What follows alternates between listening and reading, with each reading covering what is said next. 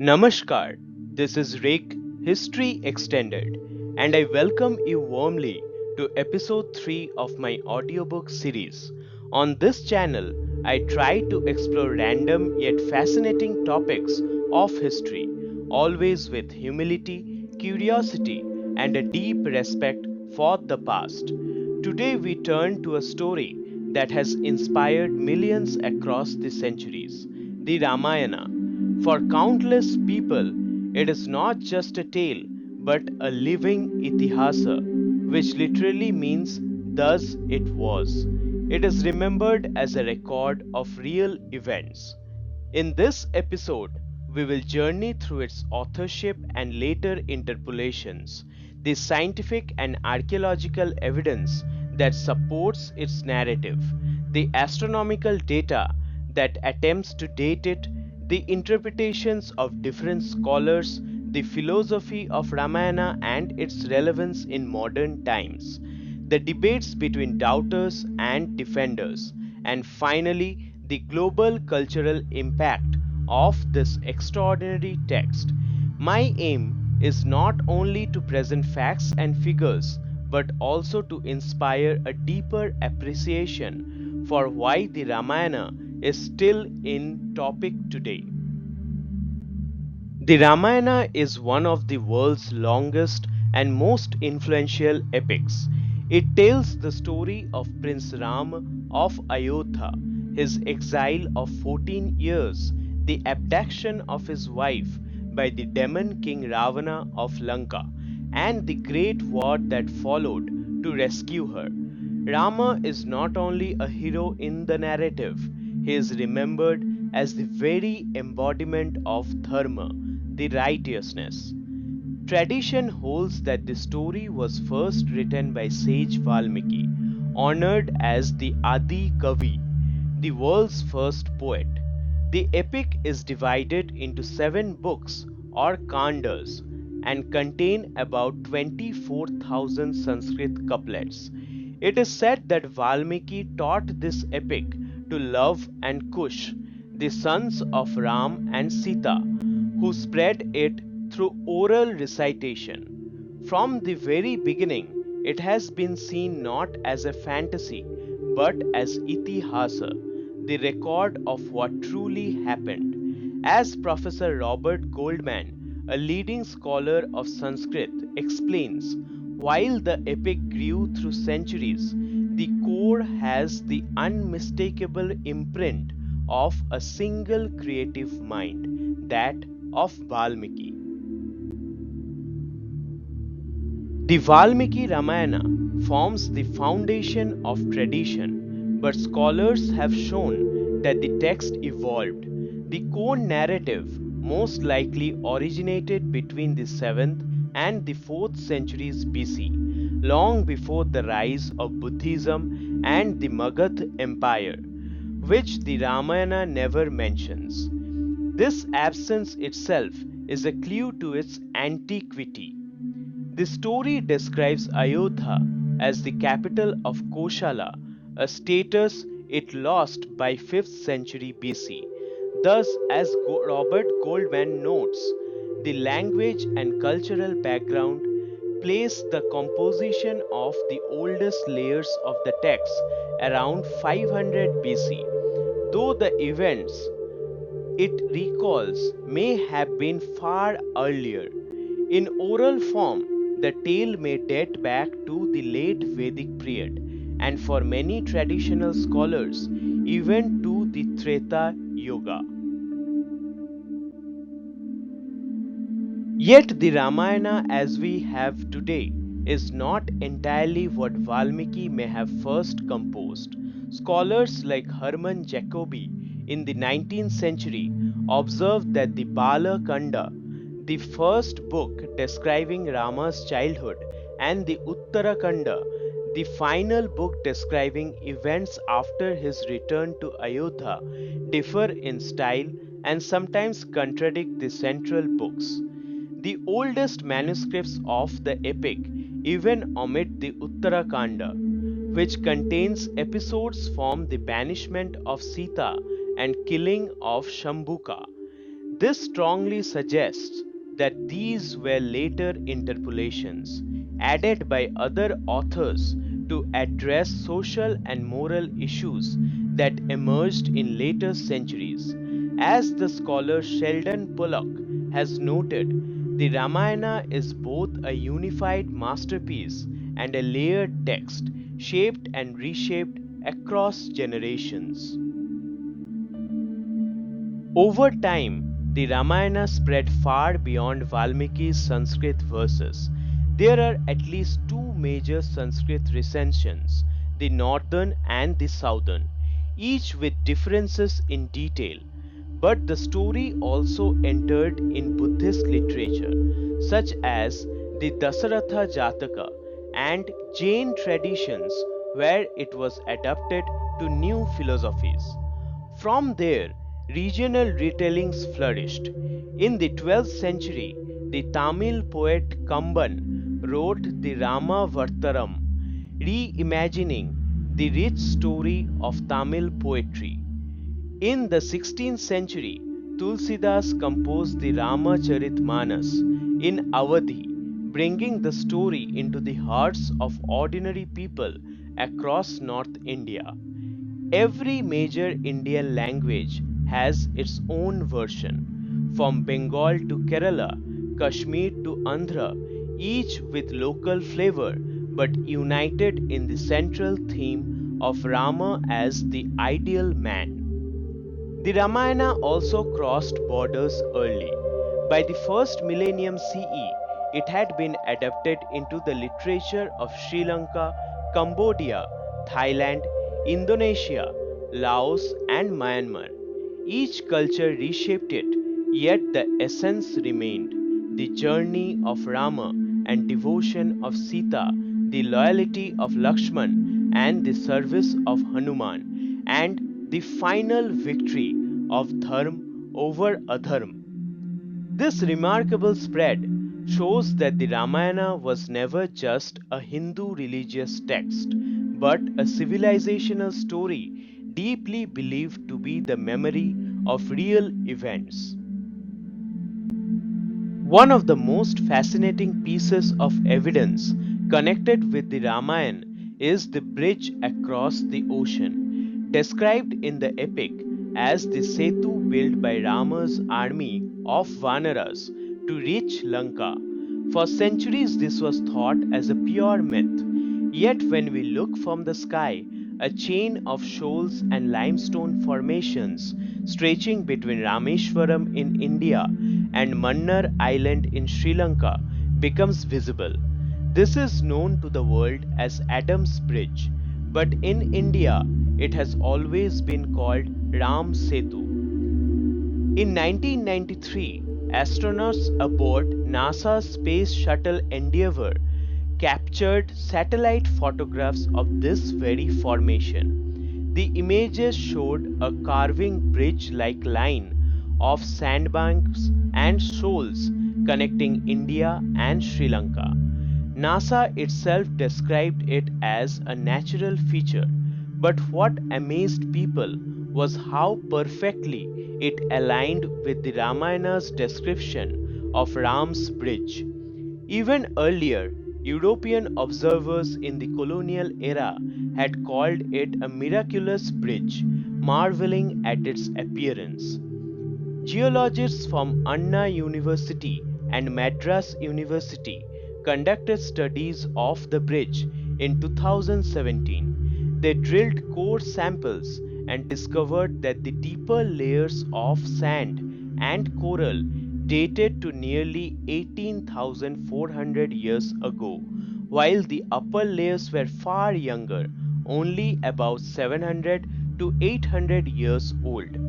This showed that the structure had multiple phases of formation. Scientists also explained that sea level fluctuations around 7,000 years ago submerged parts of the causeway, while the lower levels between 5,000 and 4,000 years ago could have been re-exposing to the ocean. In other words, during the very time frame when Ramayana might have taken place, this land connection may have been walkable or crossable. So, whether it was entirely natural or enhanced by human hands, Rama's bridge stands as a geological echo of the epic, visible even today. Turning from the sea to the land, we find equally intriguing evidence. In the mid 1970s, the great archaeologist Dr. B. Lal, who had earlier worked on the Indus Valley civilization, began a project called the Archaeology of Ramayana sites. He excavated at several places mentioned in the epic: Ayodhya, Bharadwaj Ashram near Prayagraj, Chitrakoot, Nandigram, and Shringaverapura.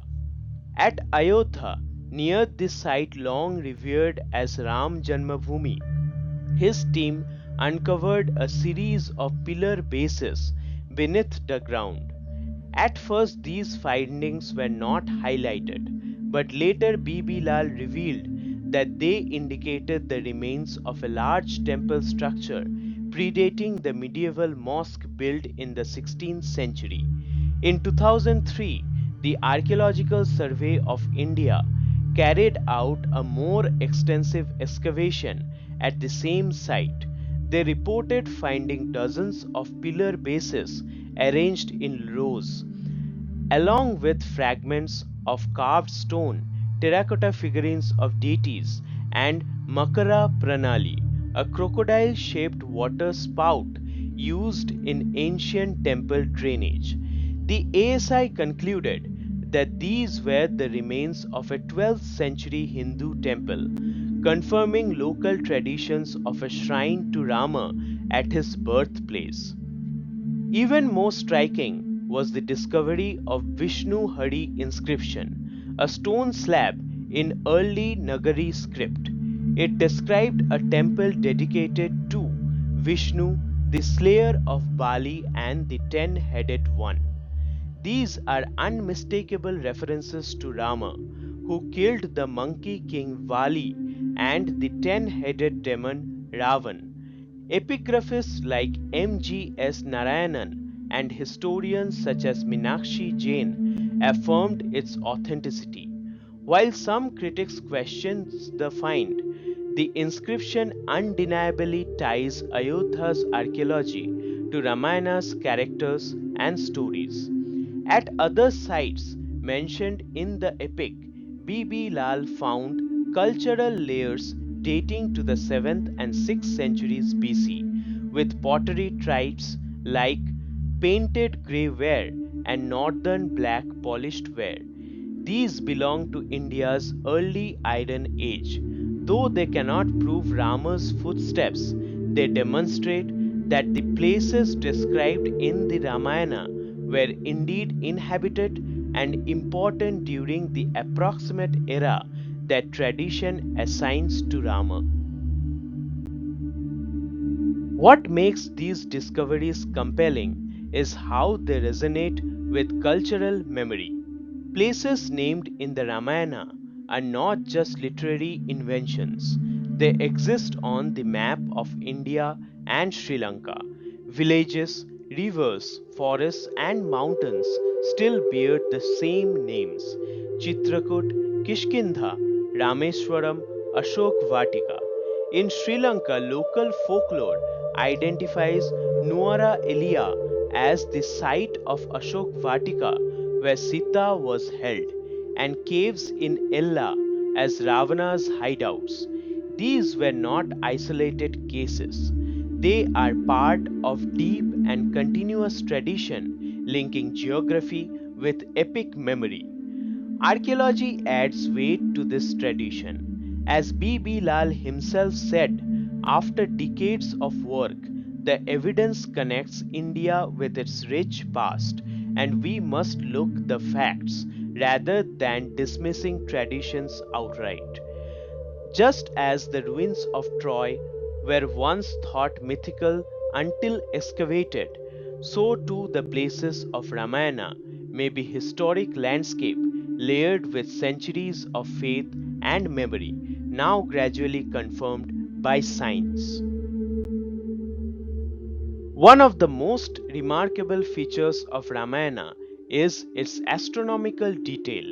In the Bal Kanda, the text records the position of the planets at the time of Ram's birth. The sun was in Aries, the moon in Cancer, Jupiter and moon in Libra, Venus in Pisces, and Mars in Capricorn on the ninth day of the waxing moon in the month of Chaitra. Such a description is not vague poetry, but precise planetary configuration. An Indian researcher named Pushkar Bhatnagar used modern planetarium software to calculate backwards and found that on 10th January 5114 BC, the skies matched exactly this alignment. He published this in his book dating the era of Lord Ram in 2004. Using similar methods, he proposed that Rama's exile, the search for Sita, and war with Ravana all occurred within the years 5075 to 5066 BC. This suggests that the epic preserved a celestial timestamp of real events. While some astronomers argue that verses may have been altered or misinterpreted, the sheer rarity of such an alignment make coincidence unlikely. Other scholars, like Nilesh Oak, have proposed alternative chronologies, but the larger point remains. The Ramayana encodes real astronomical events consistent across the narrative. On the other hand, critical scholars such as Robert Goldman prefer a more conservative dating, placing the composition of the epic itself between 7th and 4th centuries BC. They point out that Ramayana was never a mention in Buddhism or Magad Empire, which would make sense only if it was composed before those became influential. By this reasoning, the text was written down around 500 BC, though the events it recalls could be far older. Thus, on one side, we have astronomical dating pointing to 5000 BC and earlier, and on the other side, textual analysis pointing to 500 BC. This wide range fuels ongoing debates, but what both camps agree is that Ramayana reflects an ancient memory rooted deep in Indian civilization.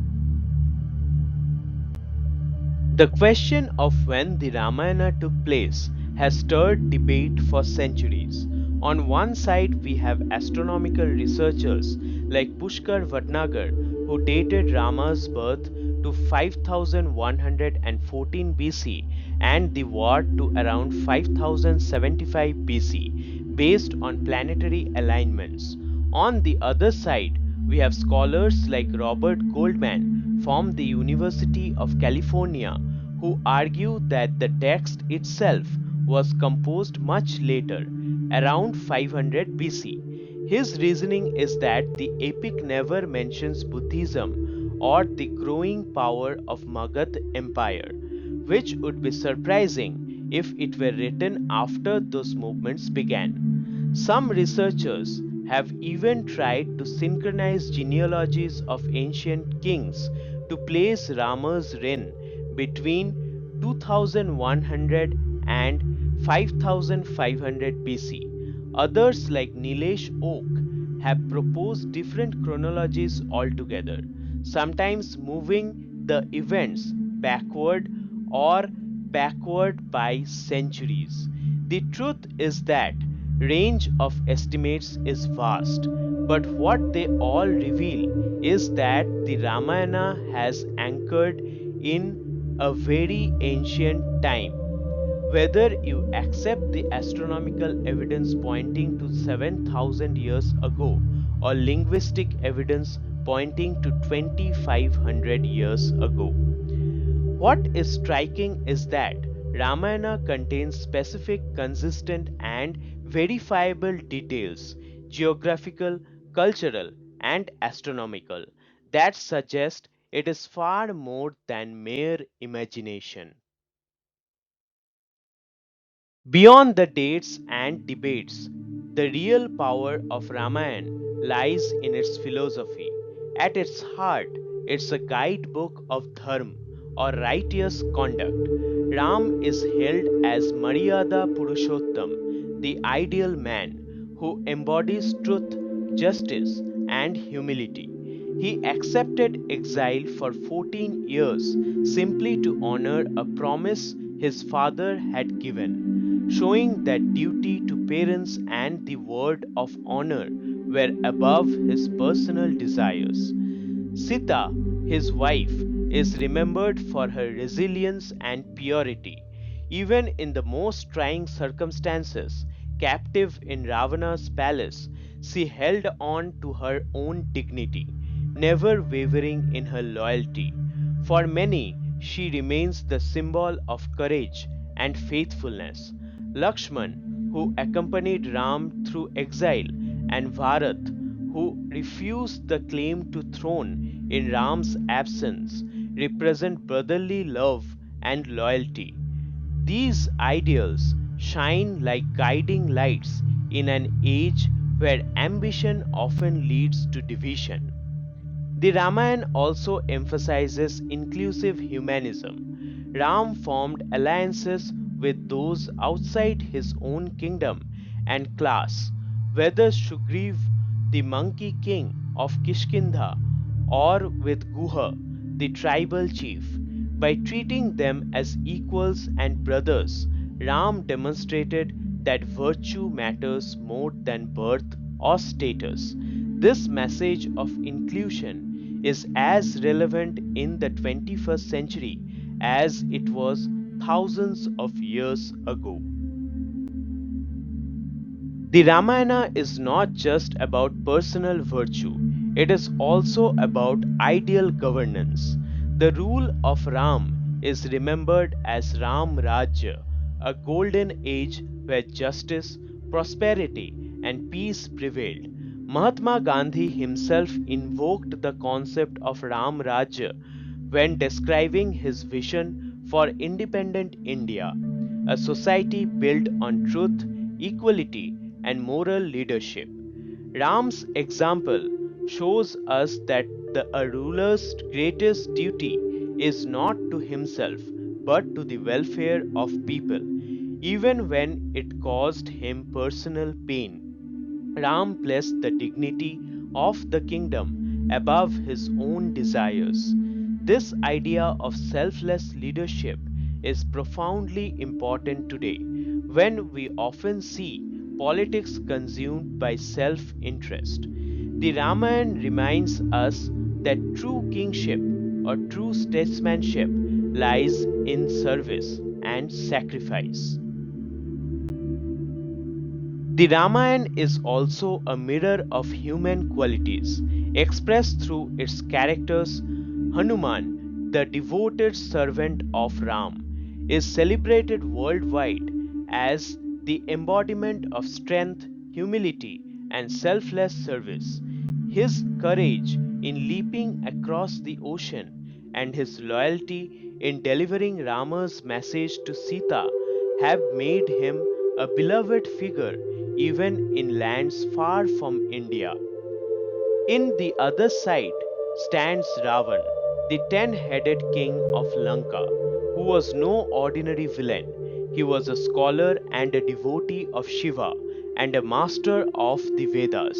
Yet his pride, lust, and uncontrolled ego led to his downfall. Ravana's story is a cautionary tale that knowledge and power without humility and ethics destroy even the greatest of men. His 10 heads symbolize the 10 uncontrolled passions that can dominate the human mind. Through these archetypes, the Ramayana teaches us timeless lessons to be strong like Hanuman, righteous like Ram, resilient like Sita, and to remember that arrogance like Ravana's leads only to ruin. These lessons are not confined to ancient times, they are relevant in our personal lives, our families, and even in how nations are governed today.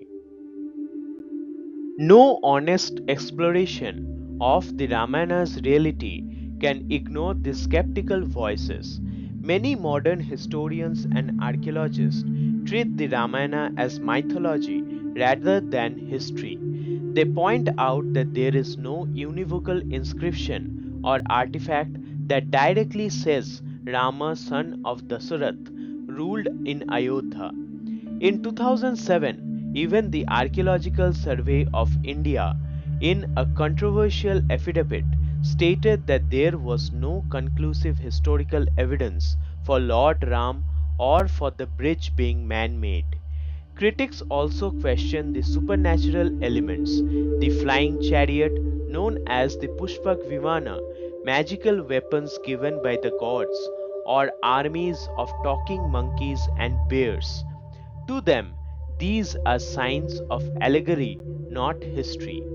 They also note that the earliest surviving manuscripts of Ramayana are from the medieval period, many centuries after the supposed events.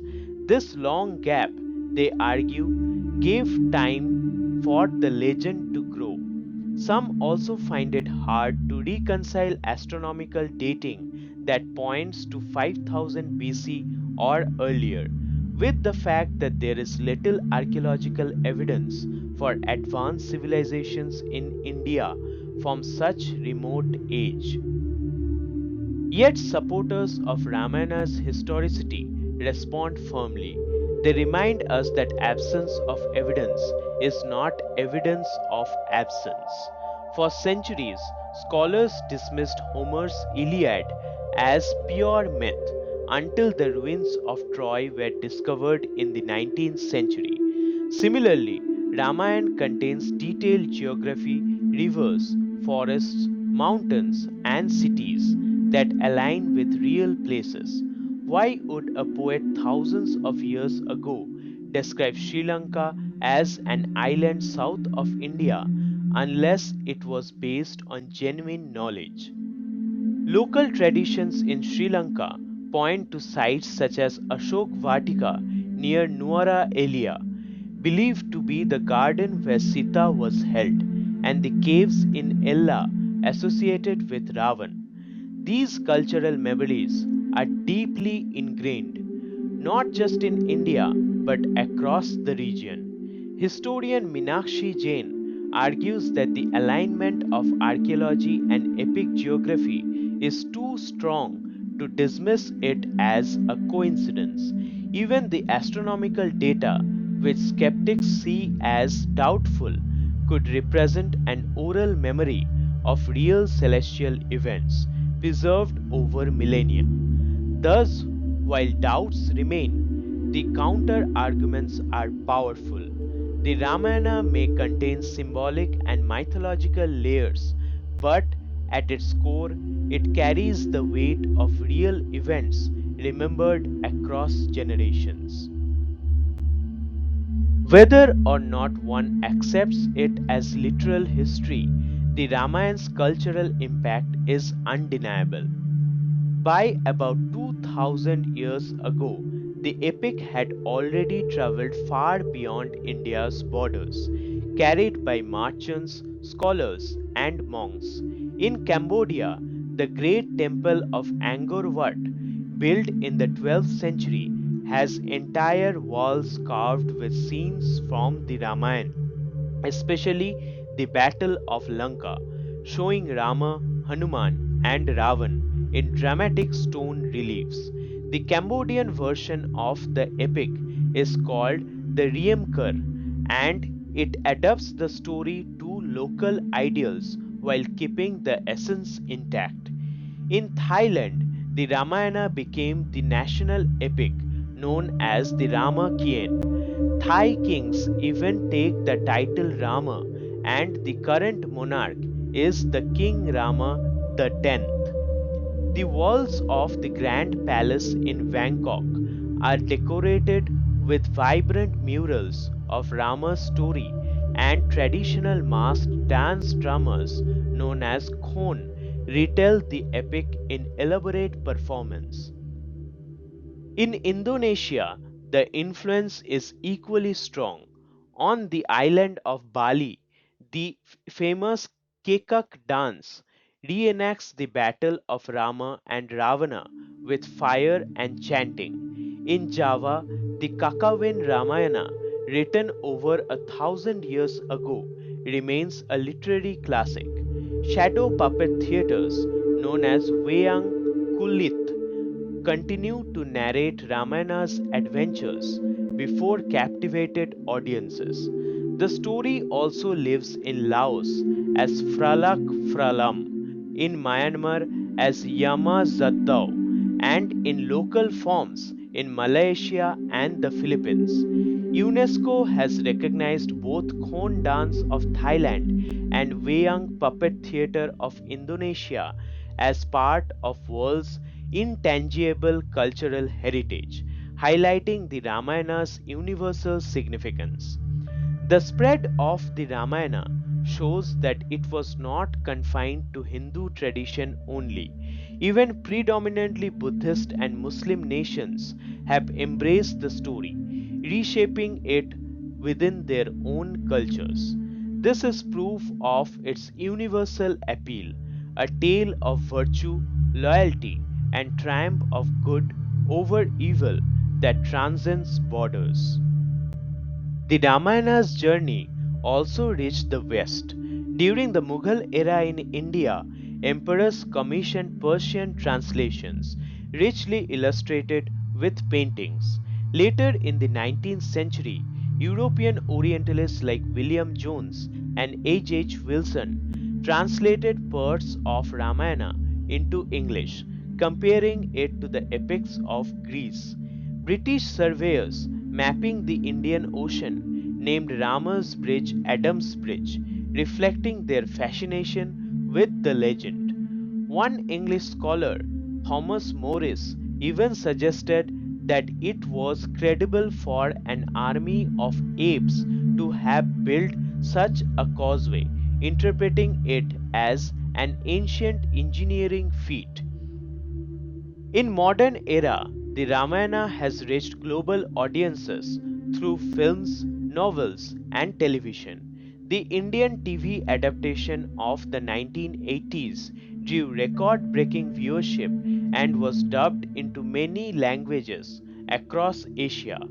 Today, the Ramayana is taught in universities worldwide, both as literature and as a study in comparative religion. Its characters, Rama, Sita, Hanuman, Ravan, are recognized far beyond India, appearing in popular art, performances, and even on merchandise.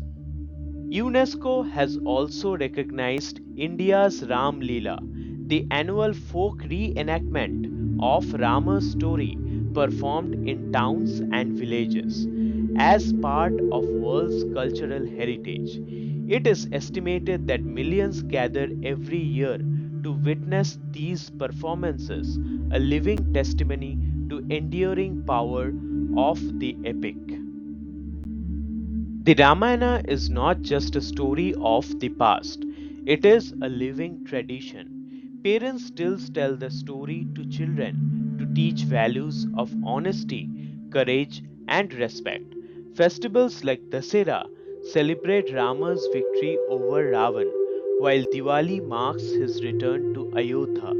In daily worship, in folk songs, in paintings and performances, the Ramayana continues to breathe. It inspires leaders with the model of Ram Rajya.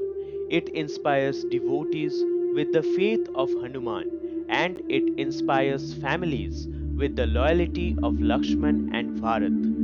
It is a story that adapts to each age, offering guidance on how to live a life of truth, duty, and compassion. In conclusion, the Ramayana is more than just an epic.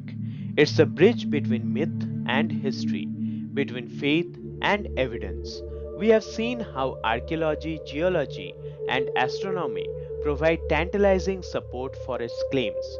We have heard the voices of scholars, some cautious, some convinced, debating its date and origins.